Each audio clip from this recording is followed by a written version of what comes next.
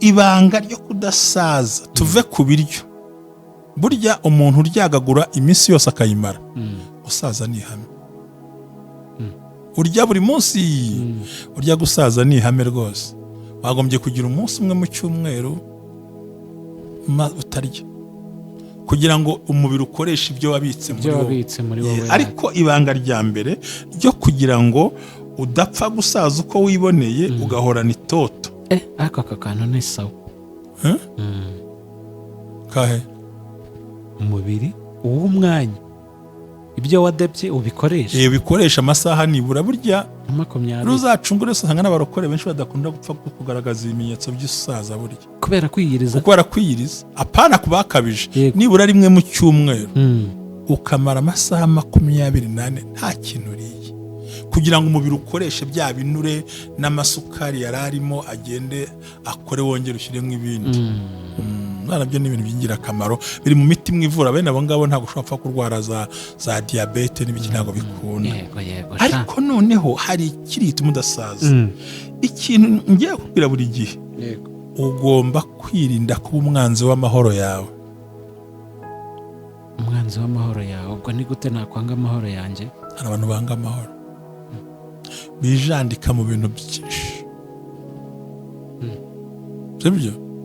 Byinshi. Ukabona umuntu afite rwaserera, afite ihungabana, rihandisha imibabaro, mere nka runaka, se nka runaka, ngende nka runaka, ndye nka runaka, batansuzugura, reka mbemeze, reka mbumvishe, reka ngire. Mbega ukabaho mu mwuka wo guhangana n'abantu, kandi ubundi we wagombye guhangana nawe. Ntukemere ko umuntu akuvangira nk'amahitamo yawe. Yego cyane. Rongora umukobwa wo mu nzozi zawe, rongorwa n'umuhungu wo mu nzozi zawe. Yego. Ubaka inzu yo mu nzozi zawe. Yego. Rya bijyanye n'inzozi zawe, ambara bijyanye n'uko ubitekereza, bitari inzozi za runaka. Oya wimwigana. Huya murebereho, ariko bitabangamira inzozi zawe. Ati ntacyo ndapfa gufata ibi biryoshye. Kubera ko utuye Kagugu ngo reka nze ngusange Kagugu, nagumye gahangase. Yego.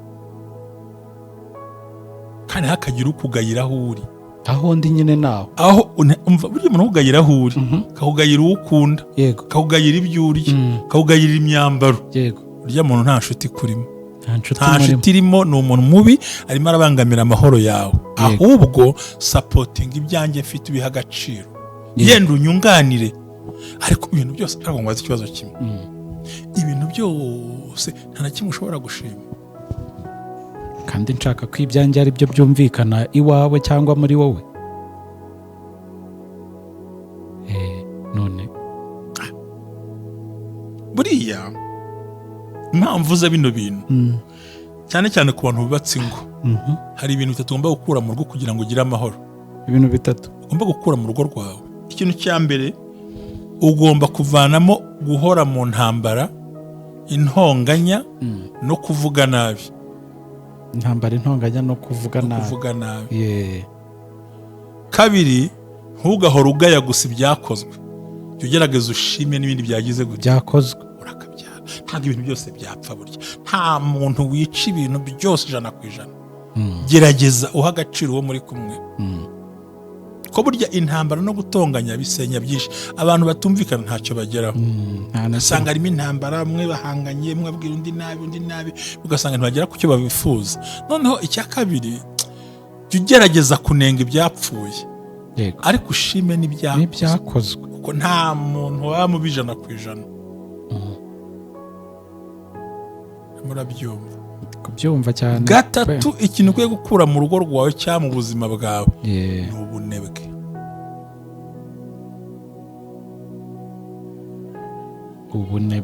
Ubunebwe butwara amahoro, butwara ubushobozi, butwara uburyo, butwara igihe. Ubunebwe bwangiza ikintu cyo kubaho. Yego. Ngo umunebwe umwegereza imbehe ntakoremo. Birakanyagwa gushaka umugabo w'umunebwe.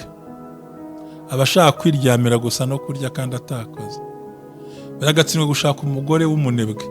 Ntiyanakwigereza n'isahani ngo umukore bwa buzima. Abakeneye kuba umwamikazi.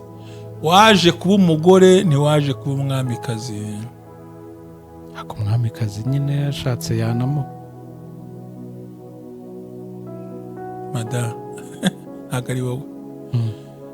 Wa mukobwa we ntiwaje kuba umwamikazi mu rugo, waje kuba umugore.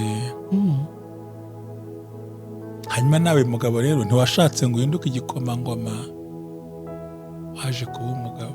Kandi umugabo yiyuha kuye cyane. Kandi ndabivuze buri wabivuze wabisoje. Ubunebwe. Ibi bintu bitatu utabikuye mu rugo, urugo rurakena kandi rugasonza kandi bikagutwara amahoro, ugahora wiganyira. Niyo mpamvu rero umuntu wese uzavangira imitekerereze yawe aho ngo wabyihore kutiye kwirebera agapira undi waka umugabo utaha ku manywa baramusuzugura, wowe mpamvu adataha hakiri kare ni intonganya ziriwe. Ubumwe bw'Abera Ministries, amavuta akandagira amateka, ubuzima bugahinduka. Iyerekwa ry'umushumba Reverend Mbabazi Jean Baptiste ubwo yasengaga Imana yamuhishuriye abantu benshi batsikamiwe n'amateka mabi. Imana iramubwira ngo genda ubasuke amavuta, ubuzima buhinduke, nabo bahindura ubw'abandi. Ubumwe bw'Abera Ministries ntabwo ari idini, nta nubwo ari n'itorero, ni umuryango wakira buri muntu wese akabohoka. Buri muntu wese mu itorero abohejejwe muri byo. Ubumwe bw'Abera Ministries, amavuta akandagira amateka, ubuzima bugahinduka. Nanone ni ku Bumwe bw'Abera Ministries, amavuta akandagira amateka, ubuzima bugahinduka. Niho uri kutureba, naho amazina yanjye nitwa Jerry, kuri mikoro ya kabiri nk'uko bisanzwe ndi kumwe na mushumba. Abantu bari hanze y'u Rwanda, bari mu biyaga bigari, ubwo ni ibihugu byo bidukikije, ndetse n'abari ku isi handi kure cyane hakurya y'amazi magari babasha kutwumva, bavuga ururimi rw'ikinyarwanda bakanarwumva. Turabashimiye, turanabasuhuje, turabifuriza kugira ibihe byiza, muhahe muronke, ibyo mukora byose bijye bibabera byiza. Yego, kandi twifatanyije n'abafite ibibazo bitandukanye mu buzima butandukanye, ibyo byose turabizi kubibaho. Mushumba waramutse neza? Naramutse amahoro, ndashima Imana kuri uyu munsi wo kuwa mbere. Ngira ngo icyumweru turagishoje ko gitangira kuwa kabiri kikarangira kuwa mbere. Twabaganije amagambo y'ubwenge n'ubuhanga. Ntekereza ko umunsi w'ejo tuzongera twigarukire muri gahunda zindi, ariko ndushaho kubwira abantu ngo nyaboneka byose bipfira mu mitekerereze. Bipfira mu mitekerereze, bipfira mu kutiha agaciro, bipfira mu kumva ko nawe ushoboye, bipfira mu magambo wakuvuzaho ugatinya, ariko iyo uhagaze ukema ugahagarara ku bitekerezo byawe utsinda uratsinda. Cyane cyane ko nakubwiye nakore ubushakashatsi imyaka 7 yose kandi nkabikubwira kurinda amahoro, kandi byagiye bimpa amahoro nanjye ubwanjye. Reka nongere nsuhuza abavandimwe bose batandukanye, abakunda ubumwe bw'Abera, ababuhindukiriyeho ubuzima bukabagwa neza, kandi ko atari itorero, si idini. Umuntu wese turamwakira, twe ntabwo tureba uko ntawe utarota, rero ntabwo twaje kurobanura ku butoni. Uyu munsi rero buriya mba numva uwa mbere nawe mba naguhariye ngo mbaze icyo ushaka. Ikintu nshaka rero, hari ibanga nshaka ko nsangiza. Ubundi njya mbona abantu batandukanye, nkaganira n'abantu batandukanye, abo dukorana, abo twahuye mu byiciro bitandukanye, ariko hari ikintu kimwe njya mbona nkakibazaho, ibanga ryo kudasaza ni irihe? Kuko hari igihe ubona umuntu akiri muto yakubwira imyaka ye ukabona ntibijyana, hari n'ubona yarashaje yakubwira imyaka ye ukavuga uti ijuru ryakuguyeho, ukibaza ukuntu byagenze. Nawe wabona undi muntu yakubwira ati njyewe mfite 80 70, ukabona ni umujene. Ibanga ryo kudasaza mu by'ukuri ni ibi? Ku bantu basenze, ku bantu bakoze, ku bantu babiyirije muri ubu buzima, ibanga ryo kudasaza nkawe mushumba ni irihe? Nase njye imyaka mfite igaragara nkayo cyangwa ni ikinyuranye. Njye mfite 61. Ntawabimenya. Hari abandi bafite 61 bunamye bagendera ku nkoni. Ibyo bintu urabizi? Na 50 bashaje, na 20 ukabona yarasaje. Mbere na mbere urakoze ku kibazo mbajije. Uwiteka ni umunsi w'ubwenge dusoza n'ubundi. Ubundi Bibiliya ivuga neza, na Silas arabizi ngo kububaha Uwiteka ikintu abahemba ni ubwiza, icyubahiro, no kudapfa, n'ubukire. Ubwiza ngo kandi ngo n'abasaza ngo bazagira amakakama mu busaza bwabo. Ntabwo ari amaraso, ni amakakama. kuko ufashe amaraso hazamo za ndwara, ni amakakama. Yego. Kuko ngo batewe mu rukari by'Uwiteka bazashishira mu rugo rw'Uwiteka. Yego. Urumva biratandukanye kubaha Uwiteka nyine. Kandi ikindi cya kabiri, hari ibindi biranga gutuma utagomba gusaza. Yego. Byo kubasenga Imana ubaha Imana birumvikana ko Imana ibahemba, ariko ubu twe tugiye gukoresha ubwenge. Nicyo nshaka kumva nyine. Ibanga ryo kudapfa gusaza uko wiboneye. Ugahorana itoto. Ugahorana itoto, ugahorana nyine skinny, ugasanga nta nubwo inakuze ariko ukabona ko itoto. Bara nkubwiye amakuru buriya. Face. Nkubwiza ukuri buriya. Sinjya nisiga amavuta. Ninde se wabyemera? Aya, cyakora agaparufe ndagakunda, ahubwo uzabibura yazanzanire nyaboneka. Nkunda agaparufe cyane. Agaparufe ni sawa. Ariko amavuta ntuwigore buriya. Ushobora no gushyira vaseline ngahita nyihanagura mu ntoki nkayikuramo. Iki ibanga ryo kudasaza, tuve ku biryo. Burya umuntu uryagagura iminsi yose akayimara, gusaza ni ihame. Urya buri munsi, urya gusaza ni ihame rwose. Wagombye kugira umunsi umwe mu cyumweru utarya, kugira ngo umubiri ukoreshe ibyo wabitse muri wowe. Ariko ibanga rya mbere ryo kugira ngo udapfa gusaza uko wiboneye, ugahorana itoto. Aka kantu ni sawa. Kahe umubiri uw'umwanya, ibyo wadebye ubikoresha. Bikoresha amasaha nibura. Burya 20 ruzacungure usanga n'abarokore benshi badakunda gupfa kugaragaza ibimenyetso by'usaza burya. Kubera kwiyiriza. Apana kubakabije. Nibura rimwe mu cyumweru ukamara amasaha 24 nta kintu uriye, kugira ngo umubiri ukoreshe bya binure n'amasukari yararimo agende akore, wongere ushyiremo ibindi. Nabyo ni ibintu by'ingirakamaro, biri mu miti mwivura. Bene abo ngabo ntabwo ushobora gupfa kurwara za diabete n'ibiki, ntabwo bikunda. Ariko noneho hari ikiri gituma udasaza. Ikintu ngiye kubwira buri gihe, ugomba kwirinda kuba umwanzi w'amahoro yawe. Umwanzi w'amahoro yawe? Ubwo ni gute nakwanga amahoro yanjye? Hari abantu banga amahoro, bijandika mu bintu byinshi. Sibyo? Byinshi. Ukabona umuntu afite rwaserera, afite ihungabana, rihandisha imibabaro, mere nka runaka, se nka runaka, ngende nka runaka, ndye nka runaka, batansuzugura, reka mbemeze, reka mbumvishe, reka ngire. Mbega ukabaho mu mwuka wo guhangana n'abantu, kandi ubundi we wagombye guhangana nawe. Erega reference nziza ya Jerry ni Jerry. N'undi. Buriya reference ya Ntambabazi ni Ntambabazi. It's you versus you. Ariko ninjya kugendera kuri wowe ngo ngane nk'uko ngana nterura ibyuma, nazaturika amagufa. Bashaje se. Urumva ugiye kureshya nanjye ntibyagukunda, ntiwavuga nkanjye. Ahubwo wowe uriwe muri karite yawe. So rero ugomba kurinda amahoro yawe, wikuramo stress, wikuramo pressure, wikuramo guhora imihangayiko idashira, wikuramo ibintu byo guhora wumva wapanitse. Hari abantu burya barya bafite ubwoba, ejo nzarya iki, mwikoraho, ukabona muri we afite umururumba ntatuje. Icyambere ugomba kurinda ikintu cyose cyagutwara amahoro yawe. Ni naho hava bwa bugogo bwo kutagira uwo bahaho, avuga ati stress zamumaze, mushyiremo agasukari gake, on sait jamais. Cyabyo mu cyongereza ngo nibiki hari, you never know. Reka ngire, mbega ukabona ko afite ubuhahara bw'ibintu. ntabwo ari byo rata. Rinda amahoro yawe buri gihe, ureke stress, ureke za pressure ziri ku musozi hariya. Niba ubona ikintu cyo guteza pressure, cyihorere, kora icyo ushoboye gukora.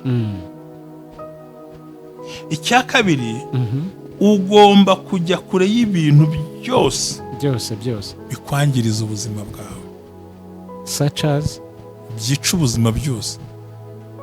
Ugomba kujya kure y'inzoga nyinshi, ugomba kujya kure y'inzoga. Nakumvise kubazinywa, jya kure y'inzoga nyinshi. Hunga ubusambanyi, gabanya kurya inyama nyinshi. gabanya kurya inyama nyinshi. uragira ngo uragira uti akaboga wapi? Navuze gabanya kurya inyama nyinshi. Ryama kare, icyo bita kuruhuka. Kuko impamvu mvuze bino bintu, hariho umuntu utabuza gukira, ariko ugasanga ari kuri chat, Instagram, YouTube, TikTok, akava saa 2 z'ijoro ari muri ibyo, akaryama mu masaa 6 z'ijoro, kandi ibitotsi byiza ubundi biri imbere ya saa 5, kandi nibyo agiye ntari macuruza, ntari kureba ama views, ntari kuvugana n'abantu be, ahubwo arimo araseka, ataseka, umwanya akawutakaza muri ibyo bintu, akabyukana niwe, akabyukana amavunane. Wazaba umusaza w'umusore, urasaza neza nk'inyundo imena amabuye. Ikindi ukwiye kumenya, gukora ntibisajisha. Oya, gukora cyane ntibisajisha, ahubwo kuruhuka, kutaruhuka nibyo bigusajisha. Ntuzatinya akazi, gakore cyane ariko naruhuke. Ariko oye kurara wasinze ngo wakubisemo ikibuye. Reka nguhe urugero, uzareba none banywa biriya bintu ngo ni amabuye, icyuma, urebe ukuntu ubwiso bwamenetse. Ibyo bimenye ute kandi mushoma? Nturanye nawe abantu bamwe ibyuma. Hari utwa duturanye, hari wankoreraga nyubakira, arambwira ati ko numva ashaka kurangira vuba. Ese barangira vuba gute? Ati numva ashaka kurangira. Byagenze gute se? Ati none arangije afata agapeti mitsingi, asukamo iryo buye, yahise arangira. Ariko ati ndashaka gusa, kandi ari ubishaka ko yabimbwiye ko bashaka kurangira. Naho utegereza uburyo ari burangire. Ugiye kubona mbona n'iminwa irahengamye, itagenda araryama, arambwira ngo bisigaye nzabyubaka nagarutse. Ndamureka. Urumva neza, ujya kure y'ibintu bikwangiza, bakwicira ubuzima. Ni ukuri kose, ujye kure yabyo. Ikindi, ntugakunde kugira akajagari mu kubaho kwawe, ngo ku buryo ukora ibyo utateganije, ukagukoresha mbega ibyo wateganije ntubikore, ahubwo ukora ibyo bataguteganije ngo baguhitiyemo.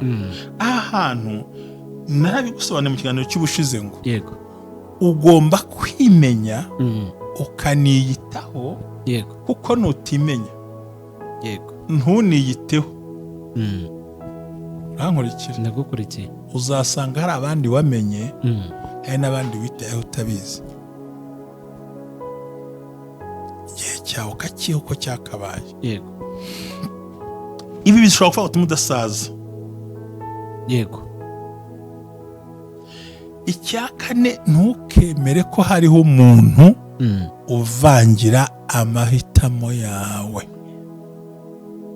Nawe ndimo nkubwira ngo ntukemere ko habaho umuntu uvangira amahitamo yawe. Ayo ariyo yose, yaba mu mirire, mu myambarire, no niyunganira amahitamo yawe, ariko yiyasenya.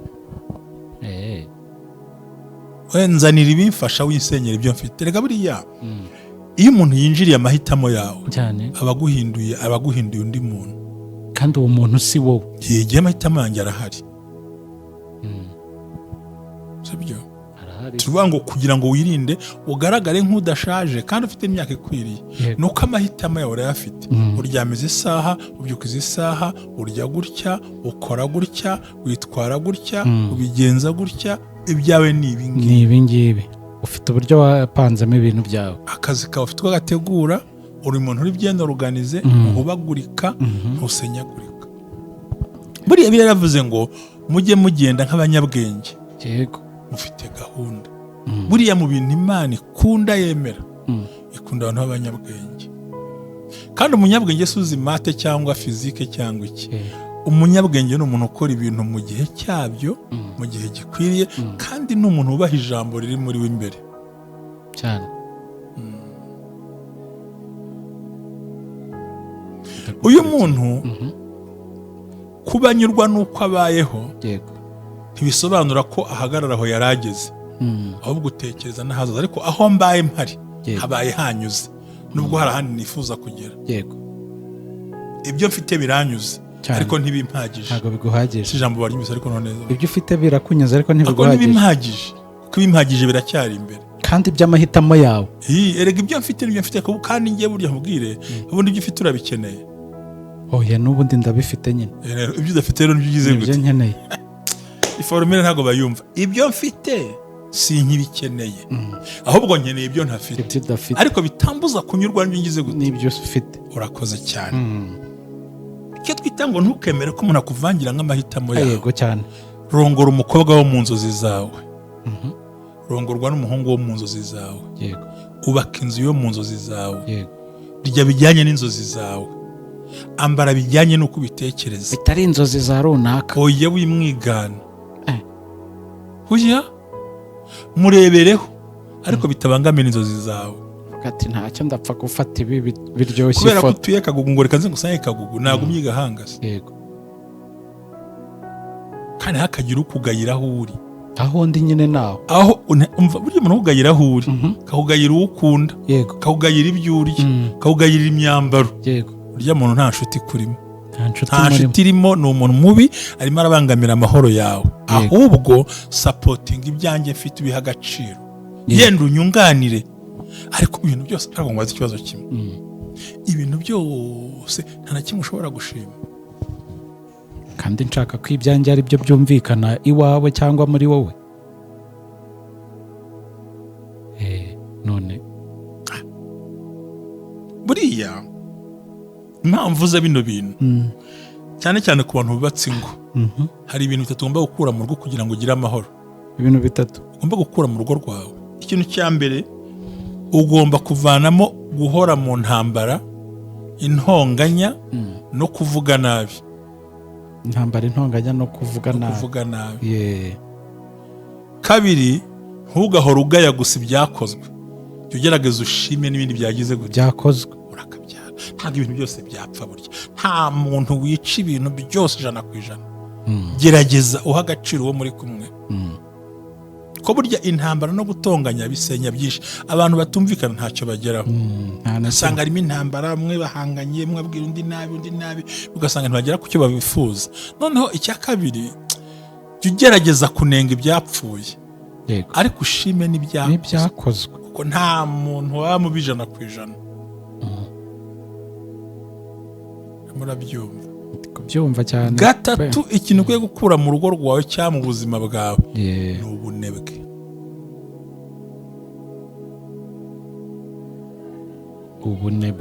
Ubunebwe butwara amahoro, butwara ubushobozi, butwara uburyo, butwara igihe. Ubunebwe bwangiza ikintu cyo kubaho.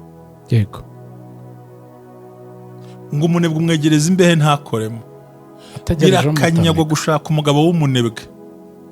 Abashaka kwiryamira gusa no kurya kandi atakoze. Biragatsindwa gushaka umugore w'umunebwe. Ntiyanakwigereza n'isahani ngo umukore bwa buzima. Abakeneye kuba umwamikazi. Waje kuba umugore, ntiwaje kuba umwamikazi. Ako umwamikazi nyine yashatse yanamo. Mada, ntabwo ari wowe. Wa mukobwa we ntiwaje kuba umwamikazi mu rugo, waje kuba umugore. Hanyuma nawe mugabo rero ntiwashatse ngo uhinduke igikomangoma, waje kuba umugabo. Kandi umugabo yiyuha kuye. Cyane. Kandi ndabivuze buriya. Wabivuze, wabisoje. Ubunebwe. Ibintu bitatu utabikuye mu rugo, urugo rurakena kandi rugasonza kandi bikagutwara amahoro. Ugahora wiganyira. Niyo mpamvu rero umuntu wese uzavangira imitekerereze yawe wabyihore kutiye kwirebera agapira. Undi waka umugabo utaha ku manywa baramusuzugura. Wowe impamvu adataha hakiri kare ni intonganya ziriwe. Yego. Kuki ushaka ko ngenda nk'uko ugenda. Ariko umuntu w'umusore urwa mu cyumba aryamye gusa ngo wasohotse, nsohoke munyweshe gake, ubundi ugiye kunywa inzoga atangira yivanga na fanta. Nshimaka fanta akarangira ageze ku mabuye. Ibibuye gusa se n'ibinonko n'ibinombori byose agashyirayo. buri gihe buriya ngiye kubwira akantu gato jeri uzakubwira abasore bagenzi bawe bitabujije ko wafasha ugukeneye ariko banza urebe ko ibyo babyujuje rata se wafasha kufite akavideo ndi bukore ku wa mbere sanda gufasha ariko biraterwa ukaza ukantera igipindi tugakora vuba kuri pressure ntabwo washyira pressure ko sinashobora kutayigukundira ahubwo uranyumvisha siko ufite akandi kantu ndi bujyemo nta kuntu twabigira vuba ko ushobora kunshyira kuri pressure simvuga wangira uteze ntacyo kandi utemere kuvanga gahunda zanjye ndagufite morning evening ariko uko wambwiye ko hari utundi tuntu kandi nkeneye kutera imbere ndashyiramo agatege kandi twabyumvikanye ariko ushaka kuza kunkina umutwe kunyereka ko ntabona wapi barakubeshya yego hari abantu ujya kubeshya gusoma umutwe utaranavuga kwihorera mbibwira uwo muhungu Joseph iyi nimero igiye kumbwira ibi kandi kavuga ibyo ko ndeba inshuro ahamagaye adakuraho mutabaza akanyarwa ni ambulance so rero urumva niba ushaka kurinda gusaza ntuzange gufasha abandi yego ariko wewe wifashije ni ikibazo pe your achievement is very very important in your life. Yes. Kugera ku ntego yawe nibyo biguha agaciro kandi ukabikora neza. Rwose. Icya gatanu gituma udashobora gusaza. Yuhanga amaso ku byawe. Mind your business. Yes. Amaso ku byawe gusa. Buriya ni ukuri kandi jewe sinzi kwivuga ameza ko ni experience niba bwira abantu burya. Ngiye mpanga amaso ibyanjye. Ntidukorana. Nyuma yo kuwa mbere ujibona nguhamagara. Ndurwana niki? Cyo kubaza ngo uri hese. Uri haramfite ikibazo. Ngiye mindinga business zanjye. Product ushaka wayimpaye. Ni nkora ikosa ndaguhamagara. Ariko ryo usanga umuntu hari akantu wakoreye umuvandimwe akoreye umuvandimwe kajya gusanga kariya wankoreye naramubonye noneho undi muntu arambaza ngo ngo yatangiye gukura ibisa n'iby'abandi yakoreye abandi ndamubwira nti what's the problem ibyo uri yavuze nibyo mvuga physical appearance yanjye niyo physical appearance yiwe umva abantu ariko ngo urabona ko nyine ngo atangiye kugira ndamubwira nti mind your business. Ubwo nuko mbanabirangije kandi. Cyane ngo nyingira ibyo bintu sinjye njya ku ruhande. Abantu nyine simenye hirya akazi kajeri nabo bahuye nabo basangiye I don't care ni Nshuti ze bo baganira bo bavugana no kuvuga ngo hirya y'ibyo ukorana n'umuntu uramushaka iki abo buzura niwe aho yiriwe niwe yagenda akararama kabarakaza saa 8 ibyo icyambere nuko akora igimugo kugira gute gukorana kugira ngo sishaka ngo umuntu nkorera ngo ekaye ntabwo ndakurikira so rero ugomba guhanga amaso ibyawe bwite ntago badushyikira ntibibaho they can't ni naho nabwiye ngiye nabibwiye umugore wanjye narahari namubwira nkasambwa ati muri quartier ntizamira se ni muri quartier akambwa ngo se yakwemba havemo nk'ibiro bingahe by'akawunga